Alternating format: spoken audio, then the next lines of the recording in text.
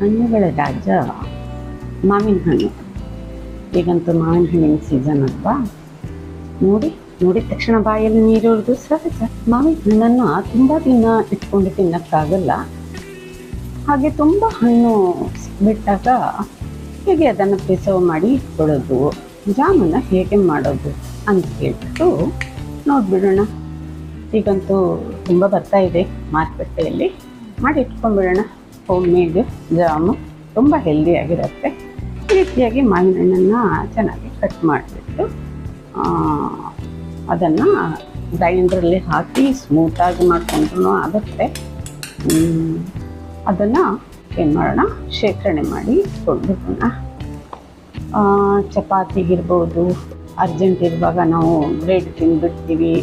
ಬ್ರೆಡನ್ನು fry ಮಾಡೋಕ್ಕೂ time ಇರಲ್ಲ. ಆವಾಗ ಏನು ಮಾಡೋದು, ಹೆಲ್ದಿಯಾಗಿರುವಂಥ ನಾವು ಫ್ರಿಜ್ಜಲ್ಲಿ ಇಟ್ಕೊಂಡಿರ್ತೀವಲ್ಲ ಆ ಒಂದು ಜಾಮನ್ನು ಸ್ಪ್ರೆಡ್ ಮಾಡಿಬಿಟ್ಟು ತಿಂದುಬಿಟ್ರೆ ತುಂಬ ಟೇಸ್ಟಿಯಾಗಿರುತ್ತೆ. ನಾನು ಕೂಡ ಇದನ್ನು ಮಾಡೋದು.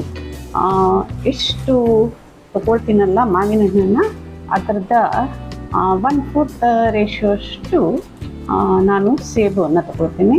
ಅದರಲ್ಲಿರುವಂಥ ಸೀಡ್ಸನ್ನು ತೆಗೆದುಬಿಟ್ಟು ಕ್ಲೀನಾಗಿ ಅದನ್ನು ಕಟ್ಟಿಂಗ್ ಮಾಡಿಬಿಡ್ತೀನಿ. ಈ ರೀತಿಯಾಗಿ ನೀವು ಬೇಕಿದ್ರೆ ನಿಮಗೆ ಬೇರೆ ಯಾವುದಾದ್ರೂ ಒಂದು ಡ್ರೈ ಫ್ರೂಟ್ಸನ್ನು ಸೇರಿಸ್ಬೇಕಾ ಅಥವಾ ದ್ರಾಕ್ಷಿ ಏನಾದರೂ ಸೇರಿಸ್ಬೋದು. ಬಟ್ ನನಗೆ ಈ ಟೇಸ್ಟು ತುಂಬ ಇಷ್ಟ. ಈ ಒಂದು ಆ್ಯಪಲ್ ಏನಿದೆಯಲ್ಲ ಅದನ್ನು ಗ್ರೈಂಡ್ ಮಾಡಿ ಚೆನ್ನಾಗಿ ಪೇಸ್ಟ್ ಮಾಡಿಬಿಟ್ಟು ಒಂದು ಕವಲಿಯಲ್ಲಿ ಏನು ಮಾಡೋದು, ಹಾಕಿಬಿಡೋದು.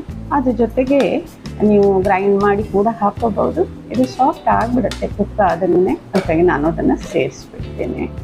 ಎಷ್ಟು ಟೇಸ್ಟಿಯಾಗಿರುತ್ತೆ ನೋಡಿ. ತುಂಬ ದಿನ ಪ್ರಿಸರ್ವ್ ಮಾಡಬೇಕಲ್ವಾ. ಶುಗರು ಹೆಲ್ತಿಗೆ ಒಳ್ಳೆಯದಲ್ಲ, ಒಪ್ಕೊಳ್ತೀನಿ. But preservation ಪರ್ಪಸ್ಸಿಗೆ ಶುಗರನ್ನು ಹಾಕಲೇಬೇಕು. ಒಂದು ಲೆಮನನ್ನು ಬಳಸ್ಕೊಳ್ಳೋಣ.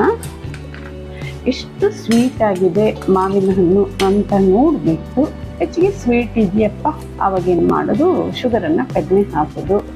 ಸ್ವಲ್ಪ ಕಡಿಮೆ ಸ್ವೀಟ್ ಅನಿಸುತ್ತೆ, ಸ್ವಲ್ಪ ಹುಳಿ ಅಂಶ ಜಾಸ್ತಿ ಇದೆ ಅನ್ನುವಾಗ ಜಾಸ್ತಿ ಒಂದು ಶುಗರನ್ನು ಹಾಕಿಕೊಳ್ಳೋಣ.